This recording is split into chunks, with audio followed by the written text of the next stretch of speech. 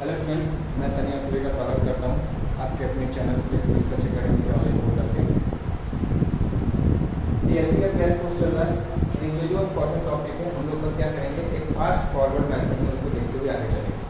ठीक है, तो आप लोग क्या करना है, आपको नोट का लगभग उसको मैच कराना है और टॉपिक वाइज पर चलते रहना है। ठीक है, और बस सुनते रहना है, ध्यान दें क्या कराया जाता है। ठीक है, तो जैसा इम्पोर्टेंट है ध्यान से देखना और एक चीज़ को जो इम्पोर्टेंट लगे नोट कर लिया। ठीक है, चलो सबसे इम्पोर्टेंट चीज़ पहले आपके कुलम्ब लॉ की बात होती है। इलेक्ट्रॉन पे आवेश चार्ज कितना होता है सारी चीज़ बता दी गई थी। ठीक है, अगर कुलम्ब लॉ की बात करें तो कुलम्ब लॉ क्या कहता है हमारा कि जैसे किसी ब्रह्मांड में या फिर किसी भी एक खाली जगह कोई स्पेस हुआ, मतलब समझे रहे कोई सतह हुआ, उसमें अगर दो चार्ज रखते हैं तो उनके बीच में आकर्षण या विकर्षण जो भी लगा हमको नहीं पता, क्योंकि अभी हमको उस आवेश का नेचर या प्रकृति नहीं पता है, पॉजिटिव है या पॉजिटिव नेगेटिव। तो आकर्षण विकर्षण जो भी लगे वो कितना होगा, उस बल का परिमाण किसके द्वारा दिया गया था, कुलम्ब लॉ के द्वारा दिया गया। ठीक है, जो कि फॉर्मूले में भी बताया गया था वो क्या होता है, F बराबर Q1 into Q2 upon T square, और यहाँ पे नियतांक लगा था के बराबर हमने क्या पढ़ा था 1/4 पाई एप्सिलॉन नॉट पढ़ा था। ठीक है, इसकी इकाई की बात करें तो इकाई क्या थी, के की, क्योंकि बहुत ज़्यादा पूछा जाता है, न्यूटन मीटर स्क्वायर पर कूलम्ब स्क्वायर, यही चल रहा था। ठीक है, तो यहाँ पे वैल्यू आ रही थी हमारी, कितनी आ रही थी 9 × 10⁻9 न्यूटन मीटर स्क्वायर पर कूलम्ब स्क्वायर आ रहा था। ठीक है, ये तो बहुत ज़्यादा पूछा जाता है। अच्छा, यहाँ पे फिर ये वैल्यू कैसे आई कि सर हमको सारी चीज़ पता, ये भी नियत है, ये भी नियत है, बस ये नियत नहीं था, यानी इसकी वैल्यू को पता होनी चाहिए। इसकी वैल्यू कितनी होती है सर, होती है 8.85 × 10⁻−12 क्या फैरेड पर मीटर। ये हमारा कूलम्ब लॉ चल रहा है। ठीक है, अच्छा ये हमारा कूलम्ब लॉ हो गया। तो अब इसके बीच में आकर्षण या विकर्षण जो भी लगेगा वो किस पर निर्भर करेगा, तो आवर्तों के बीच के गुणनफल को, उनके बीच की दूरी कितनी है उस पर, और उसमें माध्यम ये क्या करें, इसमें माध्यम क्या रखा गया, हवा रखा गया, माइका रखा गया, क्या रखा गया, उस माध्यम पर भी निर्भर करेगा। और यही हमारी क्या होती थी, कूलम्ब लॉ होती है। ठीक है, तो इस चीज़ को याद रखना सही है। विद्युतशीलता मतलब एप्सिलॉन नॉट पता ही है, उसका मान याद रखना सबसे इम्पोर्टेंट चीज़ है। सही है। अब एक चीज और पूछता है कि बताओ सापेक्ष विद्युतशीलता की इकाई क्या होती है। सापेक्ष विद्युतशीलता की परमिटिविटी लिखते हैं, परमिटिविटी ही बोलते हैं। सापेक्ष विद्युतशीलता की इकाई क्या होती है, सापेक्ष मतलब क्या हुआ, कोई भी इकाई नहीं होती है। सापेक्ष कहीं पे भी हो, सापेक्ष वेग की भी इकाई नहीं होती है, सापेक्ष घनत्व की इकाई नहीं होती है, तो कहीं पे भी सापेक्ष कभी भी इकाई उसकी नहीं होती है, यानी क्या लिखेंगे, नो यूनिट। ठीक है, अरे सापेक्ष मतलब क्या हुआ, मीटर स्क्वायर बटे मीटर स्क्वायर। सापेक्ष मतलब दूसरे पूरा करना ना, तो हमेशा बटे लगाते हैं तो इकाई क्या हो जाती है, कट के शून्य हो जाती है। ठीक है, तो इसी को क्या बोलते हैं, सापेक्ष विद्युतशीलता, जो कि हमेशा क्या होती है, शून्य होती है, सॉरी शून्य बोल रहे हैं, बीमाहीन होती है। सही है, इसके बाद सही है ना। अब सबसे इम्पोर्टेंट चीज, कभी कभी क्या पूछ लेता है, सापेक्ष विद्युतशीलता होती कितनी है। ठीक है, हर माह पूछता है ना कि बताओ माइके पे कितना होता है, 8, 12, 32 ऐसे करके बताओ, तो उसमें कन्फ्यूजन होता है। तो याद रखिएगा, सापेक्ष विद्युतशीलता का न्यूनतम मान पूछता है। सापेक्ष विद्युतशीलता परमिटिविटी का न्यूनतम मान कितना होता है। ठीक है, सापेक्ष विद्युतशीलता का न्यूनतम मान होता है हमारा 1, यानी कम से कम 1 रहेगा ही, जो एकदम गया गुजरा रहेगा उसका भी मान 1 होगा, ये याद रखना। ठीक है, बहुत छोटे वाली नहीं, 0 से 1 के बीच में, यानी न्यूनतम मान कितनी होगी 1, और अधिकतम मान कितना भी हो सकता है, वो याद करने के ऊपर है। ठीक है, अनंत नहीं हो सकता, उसमें कुछ मान निकल गया, यानी न्यूनतम अगर ये शून्य नहीं हो सकता तो अनंत तक होगा। ठीक है, यानी इसका कम से कम मान 1 होगा। ठीक है, उसके बाद कुछ चीजें आती हैं जैसे हवा, तो हवा क्या हो जाता है, 1 हो जाता है। ठीक है, वैक्यूम तो बता ही दी, यानी निर्वात का 8.85 × 10⁻⁻⁰ लगभग कितने 9 के बराबर मैंने 10⁻⁻12 लगाई हुआ है, ये कहानी हुई है। फिर उसके बाद आती है हमारी ग्लास की, तो ये सब चीज़ें जो है पूछी जाती है। ग्लास की कितनी होती है? तो ग्लास की होती है हमारी 5 से 12 के बीच में। कितनी होती है? 5 से 12 के बीच में होती है। ठीक है। माइका कितना होता है? तो सर माइका होता है लगभग 8 से 12 के बीच में होता है। ठीक है। तो 4 से 8 के बीच में होता है। 4 से 8 के बीच में होता है। इसके बाद रबर की बात करें तो रबर की होगी 2.5 लगभग। रबर होगी 2.5। दिख रहा है नीचे? हाँ।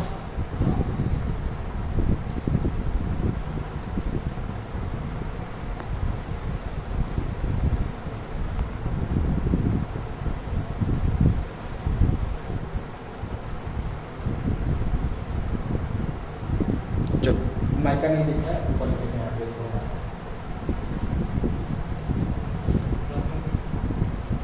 माइका ऊपर नहीं दिख रहा है। माइका कितना होता है? 4 से 8 और कितना होता है रबर का? 2.5 बताए होंगे। 2.5 बताया था। फिर पेपर का कितना होता है? तो लगभग 3.6 होता है। पेपर का लगभग 3.6 के समथिंग होता है। ठीक है। फिर सबसे इम्पोर्टेंट पोर्सलिन और वाटर पूछता है। पोर्सलिन बहुत लोगों को लगता है पोर्सलिन बहुत ज़्यादा होता है। ठीक है। पोर्सलिन को हिंदी में चीनी मिट्टी बोलते हैं। तो पोर्सलिन का कितना होता है? तो पोर्सलिन का होता है हमेशा लगभग 5 से 7.5 के बीच में होता है। 5 से 6.5 के बीच में, 6 के बीच में होता है। और सबसे इम्पोर्टेंट पानी का पूछता है। तो पानी का लगभग कितना होता है? 81 होता है। अब देखिए क्वेश्चन क्या पूछेगा। इसमें तो कोई 4 ऑप्शन दे देगा, बोलेगा इनमें से न्यूनतम किसकी होती है, अधिकतम किसकी होती है। ठीक है। तो इसमें प्लस शतांश में देखें तो पानी की सबसे अधिकतम होती है 81। नहीं तो फिर उसके अपने आप बीच में पूछ लेगा किसकी ज़्यादा होती है, किसकी कम होती है। ठीक है। ये अपने हिसाब से कहानी चलती है। कोई दिक्कत है? इतना समझ में आया? हाँ, सापेक्ष लिखे। सापेक्ष मतलब निर्वात लिए निर्वात की तुलना में किसी माध्यम को कितना हो रहा है। ठीक है। जैसे हम किसी की तुलना करते हैं पहले एक आदर्श व्यक्ति को उठाते हैं, कहते हैं उससे तुम बहुत गए गुजरे हो या उससे तुम अच्छे काम कर लो। ठीक है। उससे बोलते हैं यार ऊपर धमा सही रहा, उससे बढ़िया कोई काम करता है। एक आदर्श को लेते हैं, इस मामले में तो अच्छा वो सही था। तो वही चीज़ें किसी या सापेक्ष मतलब पहले किसी आदर्श ले रहे हैं, पहले वैक्यूम को लेते हैं, निर्वात को लेते हैं, उसकी तुलना में सारे माध्यम का क्या करते हैं? तुलना करते हैं। उसी को बोलते हैं सापेक्ष विदूषकता। सही है। ये कहानी इसको याद रखिएगा, बहुत ज़्यादा इम्पोर्टेंट है। सबसे पहले तो इसको याद रखिएगा सबसे कितनी होती है, क्या सी होती है। और हवा की एक होती है, अधिकतर एक होता है। हवा पूछ लेगा, पोर्सलिन पूछता है और वाटर पूछता है। 1, 3, 4 अधिकतर पूछते हैं। ठीक है। फिर आवेश घनत्व की बात होगी। आवेश घनत्व, चार्ज डेंसिटी।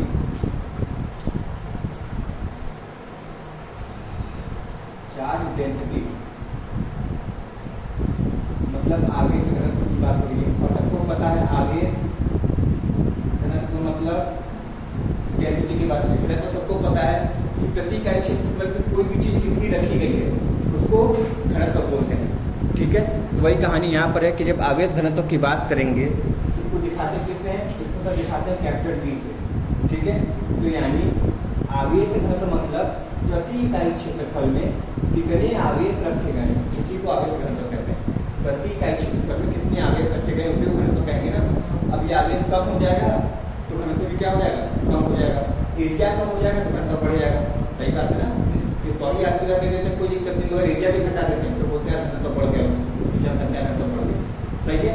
इसकी इकाई की बात करें तो क्या रहता है? कूलम्ब पर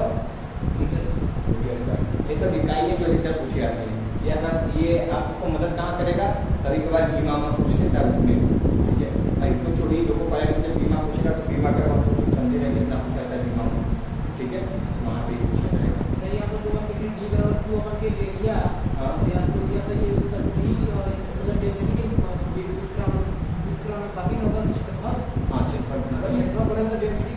सही बात है। अब हम ही 3 लोग हैं, इसमें वो ज़्यादा जगह लग रहा है। ठीक है। और वही किचन में कूद जाए या फिर वॉशरूम में कूद जाए तो कंजेस्टेड नहीं लगेगा। है 3 लोग मगर एरिया कट गया। सही है, ये कहानी थी गोलार्ध की और आवेश घनत्व की। अब बात करते हैं किसकी, वैद्युत क्षेत्र क्या होता है, इलेक्ट्रिक फील्ड। ये समझ में आया, कोई दिक्कत है, सही चल रहा है ना, बस रिवाइज करते हुए चलना। अब वैद्युत क्षेत्र क्या होता है,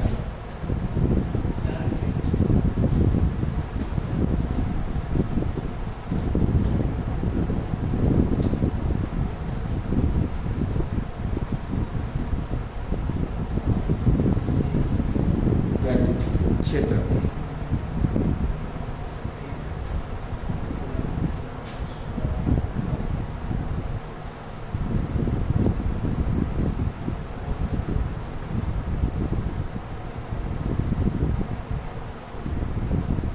अब इलेक्ट्रिक फील्ड की बात हुई, यानी वैद्युत क्षेत्र। यह क्या होता है, अच्छा हमको पता है, आपको बहुत बार हम ये बताएं कि वैद्युत क्षेत्र जो होता है, और ये क्वेश्चन पूछा गया यूपीपीसीएल में, वैद्युत क्षेत्र जो उत्पन्न होता है हमेशा स्थैतिक आवेश के कारण ही होता है, यानी जो आवेश गतिशील अवस्था में नहीं है उनके कारण हमेशा वैद्युत क्षेत्र उत्पन्न होता है। और चुंबकीय क्षेत्र हमेशा गतिशील आवेश, और गतिशील आवेश होगा तो धारा बहेगी, यानी चुंबकीय क्षेत्र हमेशा धारा के कारण रहता है, ठीक है। और ये जो वैद्युत क्षेत्र हमेशा रुके हुए आवेश यानी स्थैतिक आवेश के कारण उत्पन्न होता है, गतिशील आवेश के कारण नहीं होता है, ठीक है। तो यानी यह हमेशा रुके हुए आवेश के कारण उत्पन्न होता है, ठीक है। वैद्युत आवेश का वह क्षेत्र जिसमें किसी अन्य आवेश के आने पर उस पर अट्रैक्टिव यानी आकर्षण या विकर्षक बल का अनुभव होता है, उसी को वैद्युत क्षेत्र कहते हैं। समझ में आया क्या कह रहे हैं, समझिएगा, ये बताए थे, ये फॉर्मूला वाला सेशन चला रहा, ये प्लस है आवेश। ऐसा कुछ क्षेत्र होगा कि भाई इसके अंदर कोई पॉजिटिव चार्ज होगा तो हम धक्का मार देंगे नहीं जाते, तो कुछ क्षेत्र होगा ना, बस यही जो क्षेत्र के द्वारा कवर किया जा रहा है, इसी क्षेत्र को क्या बोलते हैं, वैद्युत क्षेत्र बोलते हैं। अगर निगेटिव आएगा तो बोलेंगे भाई देखिए इसके अंदर आओगे तो खींच लेंगे, बल्कि अंदर आओगे तो हम दूर फेंक देंगे, तो इसी को क्या बोलते हैं, वैद्युत क्षेत्र कहते हैं। कोई दिक्कत है, ये सदिश राशि होती है कि अदिश राशि, सबसे इंपॉर्टेंट क्वेश्चन पूछा जाता है सदिश, ठीक है। देखते हैं ना, 4 ऑप्शन देता है, यूपीपीसीएल में पूछा गया 4 ऑप्शन दे देगा, बोलिएगा कि निम्न से अदिश को छाटो या सदिश को छाटो, ठीक है। याद रखिएगा वैद्युत क्षेत्र जो होती है हमारी क्या होती है, वेक्टर क्वांटिटी होती है, वेक्टर क्वांटिटी होती है, सही है। वेक्टर क्वांटिटी मतलब समझ में आया, सही है। यानी वेक्टर मतलब क्या होती है, इसमें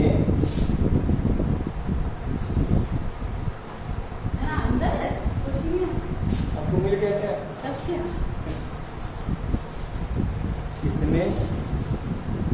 इसमें क्या होगा, डायरेक्टर के साथ साथ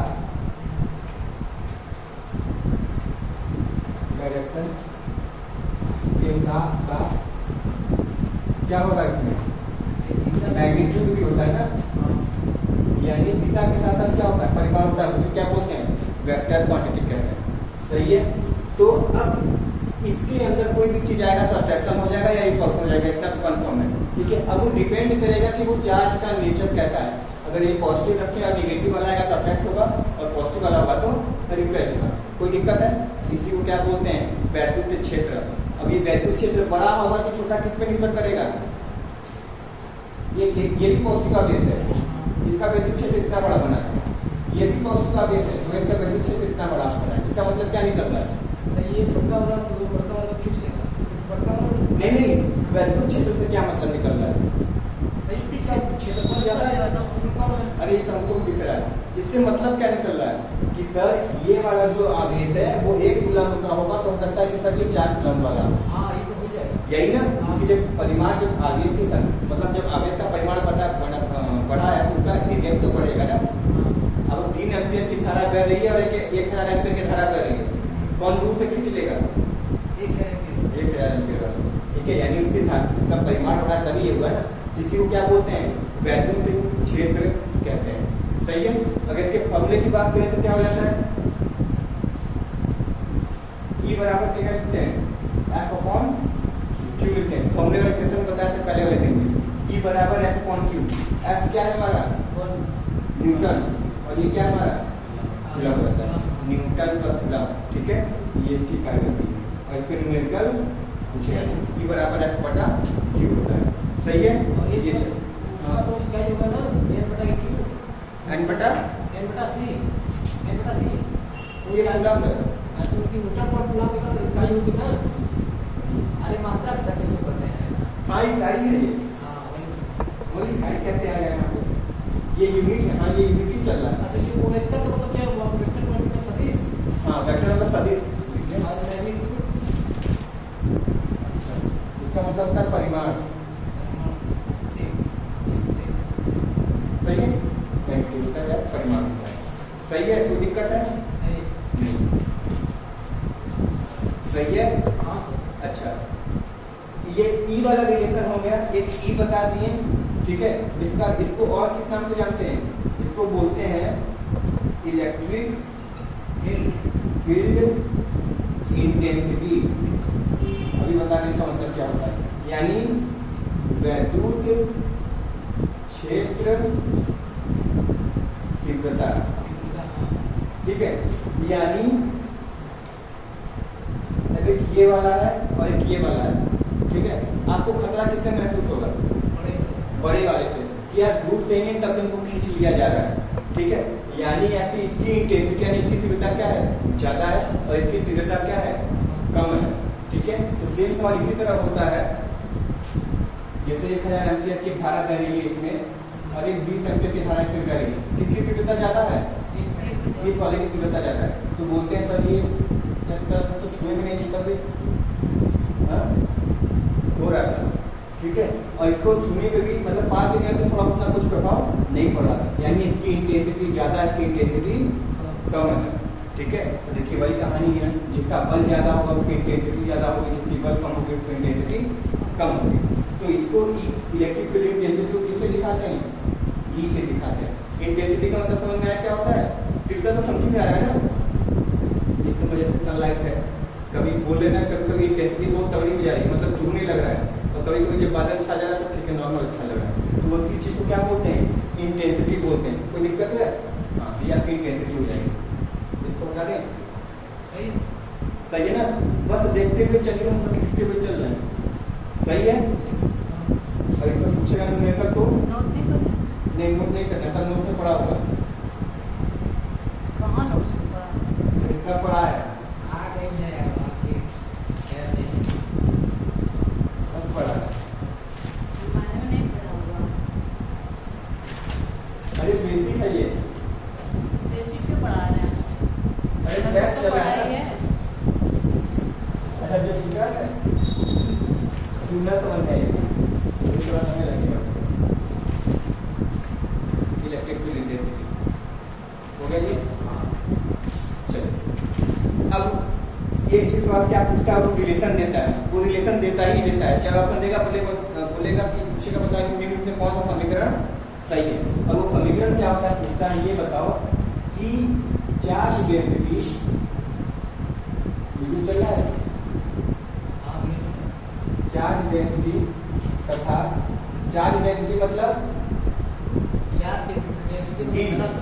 डी तथा electric field intensity, electric field intensity intensity किसे दिखा रहे थे? के बीच संबंध होता है, के बीच संबंध। ये बहुत ज्यादा पूछा था कि इसके बीच का संबंध क्या होगा, ठीक है। इसका संबंध क्या होता है? D जो होता है एप्सिलॉन नॉट के बराबर होता है। ये डायरेक्ट इसी तरह पूछेगा, आपको ऑप्शन क्या दे देगा? 4 D ऐसे करके रूट में एप्सिलॉन नॉट ई कर देगा, या फिर D स्क्वायर बराबर एप्सिलॉन नॉट ई स्क्वायर कर देगा, या फिर D बराबर एप्सिलॉन नॉट अपॉन ई कर देगा। ऐसे करके 4 ऑप्शन दे देगा, बताइए कौन सा बताओ सही है, ठीक है। रहेगा यही सब, 3 ही रहेगा, किसी के बीच में खेलेगा। तो याद क्या रखना है कि सर हमेशा किसके बराबर होता है? जो आवेश घनत्व होता है वो हमेशा विद्युतशीलता तथा विद्युत क्षेत्र तीव्रता के गुणनफल के बराबर होता है, सही है, ठीक है। चलो ये हो गया। इसको लिखना चाहते हैं, इसको क्या बोलते हैं?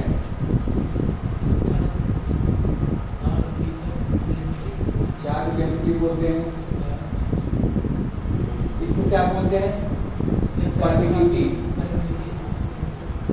विद्युतशीलता जिसको बोल लेते हैं, और इसको क्या बोलते हैं? इलेक्ट्रिक फील्ड बोलते हैं। ठीक है, इलेक्ट्रिक फील्ड इंटेंसिटी बोलते हैं।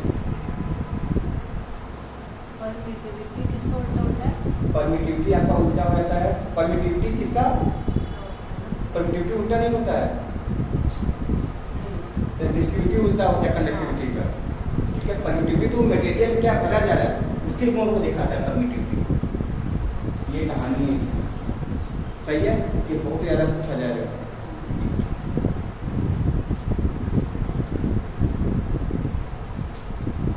बेसिक वाला कॉपी खोलेंगे ना, उसमें सारा मिलेगा। मतलब जो पहले दूसरे लेक्चर में जो स्टार्ट किए वही सब चल रहा है। अब क्रैश कोर्स में क्या करना, लिखना नहीं है, बस मिलाते रहो कि अच्छा हाँ हाँ हाँ हाँ ये सब चल रहा था, ये सब पढ़ा सकते हैं। ठीक है, लिखना नहीं है क्योंकि उसके अंदर टेस्ट चल रहा है। सही है ना? हो गया ये? सही है चंदन? हाँ डंडा उठा के रखा है। हाँ? नहीं पता आपको? डंडा इधर रखा है, क्या क्रैश कोर्स पढ़ाना है, लिखना है। चलिए, अब एक चीज पूछे थे, बताओ कि इलेक्ट्रिक वैद्युत विभव क्या होता है? पूछे थे वैद्युत विभव क्या होता है? वैद्युत विभव जिसको क्या बोलते हैं? पोटेंशियल बोलते हैं। वो पोटेंशियल डिफरेंस होता है, वो अलग डेफिनेशन है। हम फिलहाल बस वैद्युत विभव पूछ रहे हैं। इसको क्या बोलते हैं? पोटेंशियल बोलते हैं या इलेक्ट्रिक पोटेंशियल भी बोलते हैं, जिसको V से दिखाते हैं।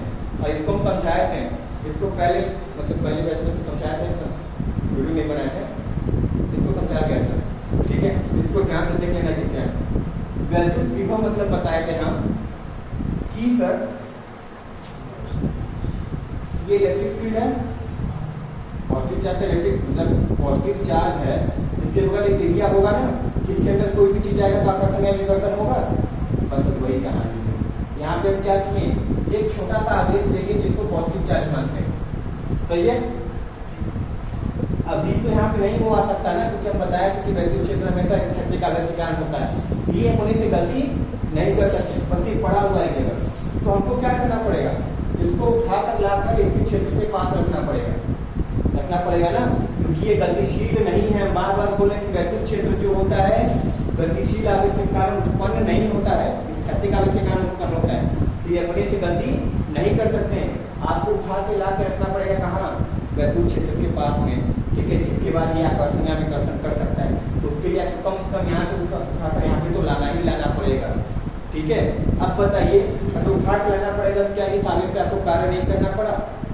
कुछ न कुछ कार्य करना पड़ा, तभी आया है ना। तो बस वही चीज कि किसी आवेश पर किया गया कार्य ही क्या कहलाता है? विभव कहलाता है। और ये जब सेट कर रहे थे, जब वो बता देता है क्या तो वहां कराते हैं आपको,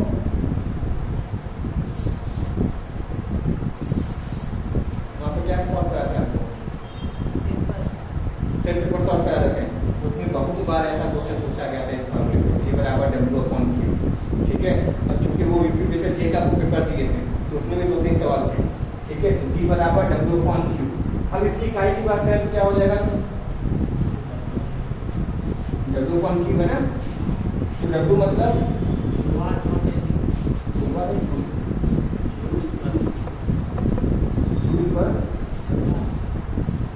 जूल पर आगे है ना, आगे का किया गया कार्य ना, जूल/कूलम हो जाएगा।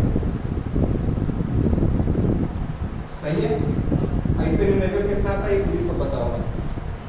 ठीक है, बहुत ज्यादा न्यूमेरिकल पूछा था। अब इसको लिखना चाहते हो आप कैसे लिख सकते हैं? V बराबर W बराबर Q की जगह क्या लिख सकते हैं? Q बराबर I लिख सकते हैं ना। सही है? तो कभी कभी ऑप्शन ऐसे भी देता है, तो लिखिएगा जूल एम्पियर सेकेंड। तो सवाल पता कैसे पूछेगा? और एक देगा क्या? इकाई वोल्ट की। नीचे नहीं दिख रहा होगा ना, नीचे नहीं दिख रहा है ना जी, नहीं दिख रहा है, कोई दिक्कत नहीं।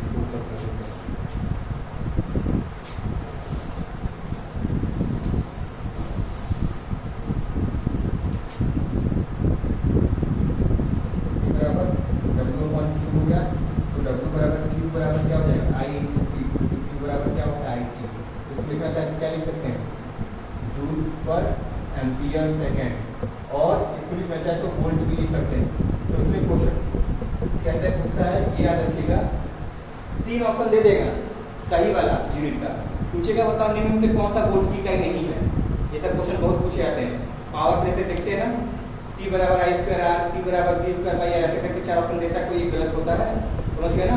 उसी तरह इसमें दे देगा वोल्ट की 4 इकाई दे देगा, 3 सही रहेगा, एक गलत रहेगा। बोलेगा तो बताओ इनमें कौन सी निम्न में से वोल्टेज की इकाई नहीं है, वो आपको सही मानना पड़ेगा। सही है, ये सब है। यानी विभव क्या होता है, आगे इस पे किया गया कार्य क्या कहलाता है, विभव कहलाता है। अच्छा, ये ज्ञात बिंदु होता है क्या, ज्ञात बिंदु होता है? नहीं, ये अज्ञात बिंदु होता है। अभी आपको समझाएंगे तब समझ में आएगा। ये क्या होती है, बिंदु आपको ज्ञात नहीं होती है, कौन सी बिंदु है? ठीक है, नहीं। तो ये क्या है? ये बहुत छोटा सा एक बहुत स्मॉल पार्टिकल अच्छा, है, हाँ बताया तो था। ठीक है, जिसको टेस्ट चार्ज बोलते हैं इंग्लिश में, ठीक है। टेस्ट चार्ज मतलब वह चार्ज जो मतलब कल्पना न कर सके मगर अस्तित्व में है, तो उस आवेश को लाने पे किया गया कार्य क्या कहलाता है। और ये जो बिंदु होते हैं, जो बिंदु होती है वो ज्ञात, यानी अज्ञात बिंदु से ज्ञात बिंदु तक लाते हैं, तो इसको विभव कहते हैं। सही है, बोलिए। मतलब विभव नहीं पता, बस आपको ये पता है कि एक बिंदु थी जो कि ज्ञात नहीं थी, उसे उठाकर यहाँ पे लाने में जो हमको कार्य करना पड़ा उसे क्या बोलते हैं, विभव कहते हैं। ठीक है, अब उठा के कंधे पे नहीं लाए, कुछ वोल्टेज देते हैं तब वो गतिशील होता है ना, मतलब उस वाले कार्य की बात करेंगे। ठीक है, अच्छा, अब ये हो गया पोटेंशियल। अब हमको ये बोलेंगे